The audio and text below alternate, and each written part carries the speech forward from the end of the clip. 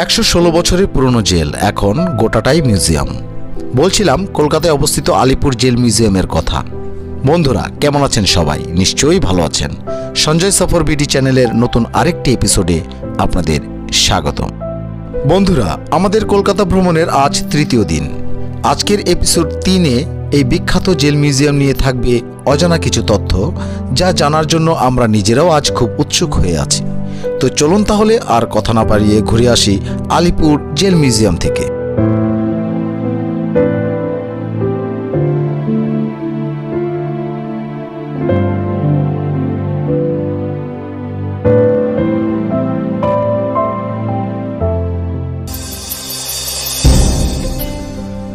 ভারতের স্বাধীনতার ইতিহাসে আলিপুর কারাগারের সুনাম ছিল বিস্তর। ব্রিটিশ শাসনকালে এই কারাগারেই বিভিন্ন সময়ে বন্দী করে রাখা হয়েছিল নেতাজি সুভাষচন্দ্র বসু, দেশবন্ধু চিত্তরঞ্জন দাস, নজরুল ইসলাম, বিধানচন্দ্র রায়, জওহরলাল নেহেরু, যতীন্দ্র মোহন সেনগুপ্তের মতো স্বাধীনতা সংগ্রামী ও বিশিষ্ট রাজনৈতিক বন্দীদের। হাইকোর্টের নির্দেশ ও রাজ্য সরকারের প্রস্তাব মতো আলিপুর জেলের 108 একর জমিতে মিউজিয়াম তৈরি হলো। ঐতিহ্যবাহী বিল্ডিংটিকে ঘিরে মামলা মোকদ্দমা চলার পর এবার ঐতিহাসিক আলিপুর কারাগারটিকে মিউজিয়ামে পরিণত করে সম্প্রতি সাধারণ মানুষের জন্য খুলে দেওয়া হয়েছে। কলকাতার মেয়র ফিরহাদ হাকিম জানিয়েছেন, দেশের স্বাধীনতা সংগ্রামীরা আমাদের জন্য অনেক কিছু করেছেন। পণ্ডিত জওহরলাল নেহেরু বা সুভাষচন্দ্র বসু এই বিল্ডিংটিতে বন্দী ছিলেন আরও মুক্তিযোদ্ধারা। তাদের সম্পর্কে ভবিষ্যৎ প্রজন্ম জানুক, আমাদের ইতিহাস সম্পর্কে জানুক। বলা যায় এটাই আমাদের পুজোর উপহার। ঐতিহ্যবাহী ভবনটিতে আগে আলিপুর জেল প্রেস ছিল, সেটি তুলে নিয়ে সরস্বতী প্রেসে সরিয়ে নিয়ে যাওয়া হয়েছে। আদালতের নির্দেশ অনুসারে হেরিটেজ সাইটকে অক্ষত রেখেই নতুন নির্মাণের কাজ করা হয়েছে।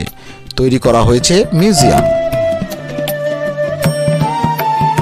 এই সংগ্রহশালাটি উদ্বোধন করেন মুখ্যমন্ত্রী মমতা বন্দ্যোপাধ্যায়। প্রসঙ্গত, এই জেলেই ফাঁসিতে মৃত্যুবরণ করেছিলেন বিপ্লবী দীনেশ মজুমদার, দীনেশ গুপ্তরা।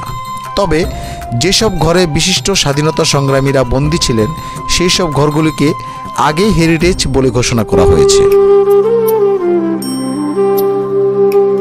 কারাগারের ভেতরের প্রবেশ মূল্য জনপ্রতি 30 টাকা নির্ধারণ করা হলেও লাইট অ্যান্ড সাউন্ড শো এর জন্য চার্জ ধার্য করা হয়েছে 100 টাকা।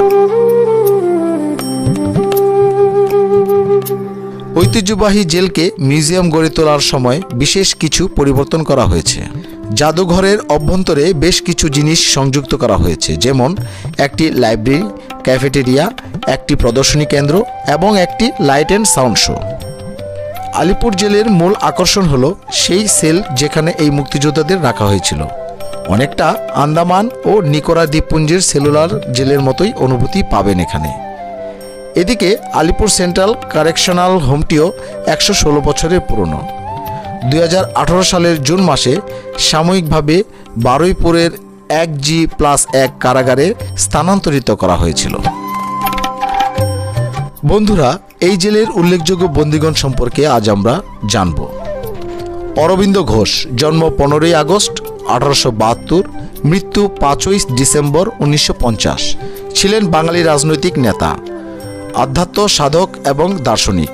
এই জেলে বন্দী থাকাকালীন তিনি গাছের পাতায় পাতায় কৃষ্ণকে দেখতে পেতেন।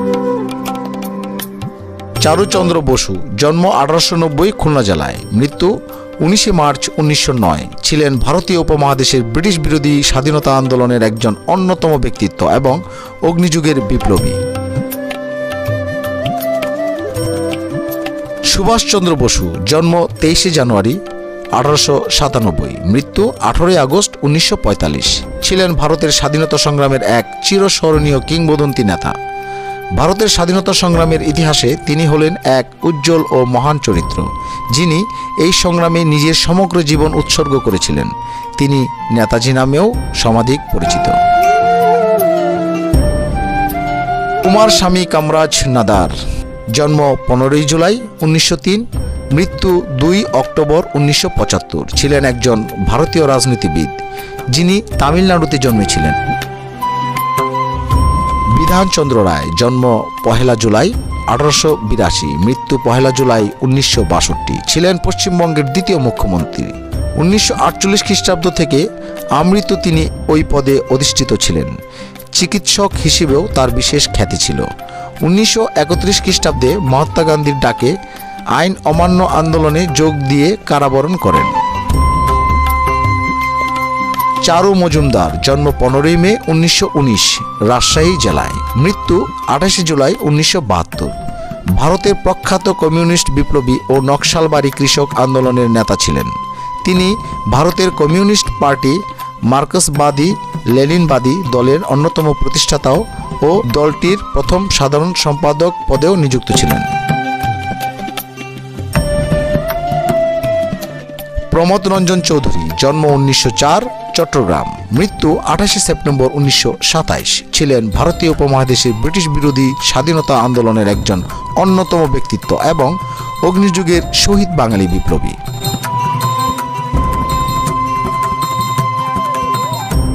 দীনেশ চন্দ্র গুপ্ত, জন্ম 6 ডিসেম্বর 1911, ঢাকার বিক্রমপুরে, মৃত্যু 7 জুলাই 1931, ছিলেন ভারতের স্বাধীনতা আন্দোলনের অংশগ্রহণকারী একজন স্বনামধন্য বাঙালি বিপ্লবী। তিনি দীনেশ গুপ্ত নামেই সমাধিক পরিচিত। তিনি ঢাকা ও মেদিনীপুরের বিপ্লবী সংগঠন গড়ে তুলেছিলেন। মেদিনীপুরে তার সংগঠন পরপর 3 জন জেলা ম্যাজিস্ট্রেটকে হত্যা করেছিল। 1930 সালের 8 ডিসেম্বর বিপ্লবী বিনয় বসুর নেতৃত্বে তিনি ও বাদল গুপ্ত কলকাতার রাইটার্স বিল্ডিং, বর্তমানে মহাকরণ ভবনে অভিযান চালিয়ে বিভাগের অত্যাচারী ইন্সপেক্টর জেনারেল সিমন্সকে হত্যা করেন। রাইটার্স বিল্ডিংয়ের অলিন্দে পুলিশের সঙ্গে তাদের খণ্ডযুদ্ধে বেশ কয়েকজন উচ্চপদস্থ ইউরোপীয় কর্মচারী গুরুতরভাবে আহত হন। এরপর তারা আত্মহত্যার চেষ্টা করেন। অপর 2 বিপ্লবী বিনয় ও বাদল আত্মহত্যার সমর্থ হলেও মৃত প্রায় দীনেশকে পুলিশ বাঁচিয়ে তুলতে সক্ষম হয়। বিচারে তার ফাঁসির আদেশ হয়। মৃত্যুর পূর্বে এই জেলে বসেই তিনি কয়েকটি চিঠি লিখেছিলেন। এই চিঠিগুলি ভারতের বিপ্লবী ইতিহাসের গুরুত্বপূর্ণ দলিল এবং সাহিত্যিক বিচারেও অত্যন্ত মূল্যবান। স্বাধীনতার পর তার ও তার অপর 2 সহবিপ্লবীর সম্মানার্থে কলকাতার প্রসিদ্ধ ডালহাউসি স্কোয়ারের নাম বিনয় বাদল দীনেশ বাগ বা সংক্ষেপে বিবাদী বাগ রাখা হয়।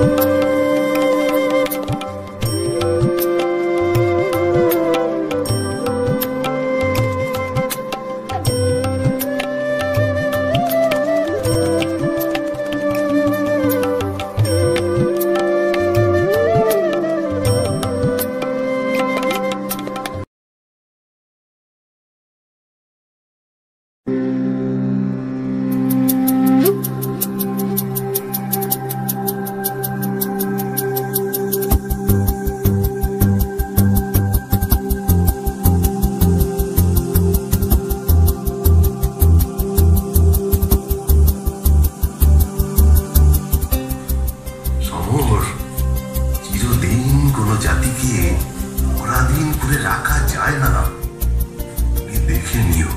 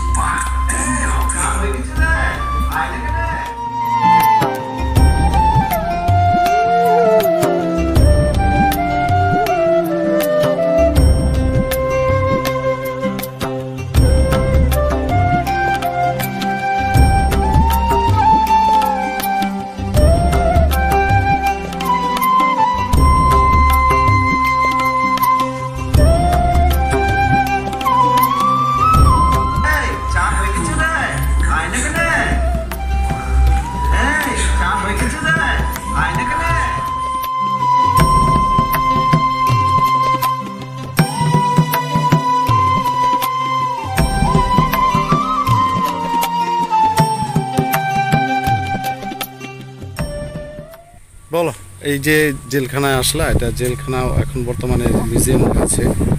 ব্রিটিশ বিরোধী আন্দোলনের সময় এটি কার্যক্রম ছিল। তো আজকে ফার্স্ট টাইম আমরা এসেছি এখানে। তো কেমন লাগলো? মানে অত্যন্ত ইমোশনাল একটা প্লেস।